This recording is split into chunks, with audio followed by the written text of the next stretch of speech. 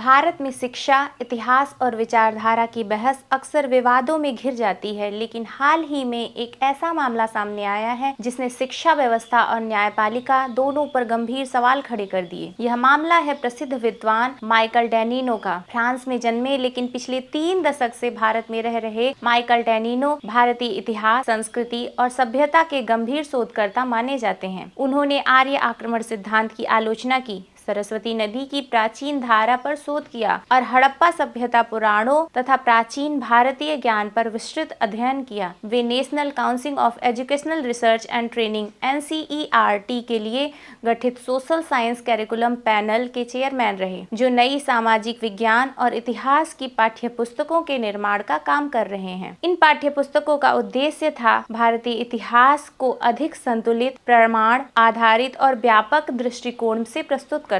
लेकिन विवाद तब शुरू हुआ जब कक्षा 8 की एक NCERT पुस्तक में न्यायिक भ्रष्टाचार से जुड़ा एक अध्याय शामिल किया गया। इस अध्याय को लेकर सुप्रीम कोर्ट ऑफ इंडिया ने स्वतः संज्ञान लिया और कड़ा रुख अपनाया। अदालत ने टिप्पणी की कि इस अध्याय के लेखक और विशेषज्ञ या तो भारतीय न्यायपालिका के बारे में पर्याप्त समझ नहीं रखते या फिर उन्होंने जानबूझकर उसकी नकारात्मक छवि प्रस्तुत की है। इसके साथ ही अदालत ने निर्देश दिया कि माइकल डेनिनो सहित 3 विशेषज्ञों को भविष्य में किसी भी सरकारी या सार्वजनिक धन से जुड़े पाठ्यक्रम निर्माण कार्य से अलग किया जाए। यहीं से यह मामला केवल एक पाठ्यपुस्तक का विवाद नहीं रह जाता, यह एक बड़ा सवाल खड़ा करता है। क्या किसी संस्था की आलोचना करना या उसके भीतर मौजूद समस्याओं की चर्चा करना गलत है? दरअसल भारतीय पाठ्यपुस्तकों में राजनीतिक और नौकरशाही के भ्रष्टाचार पर कई अध्याय वर्षों से पढ़ाए जाते रहे हैं, लेकिन न्यायपालिका के संदर्भ में चर्चा होते ही इतनी तीखी प्रक्रिया क्यों? यह भी याद रखना चाहिए कि भारत की शिक्षा व्यवस्था में विचारधारा का प्रभाव नया नहीं है। 1970 और 80 के दशक में तात्कालिक शिक्षा मंत्री सैयद नूरुल हसन के समय इतिहास लेखन पर एक विशेष वैचारिक प्रभाव की चर्चा अक्सर होती रही है। कई विद्वानों ने आरोप लगाया कि उस दौर में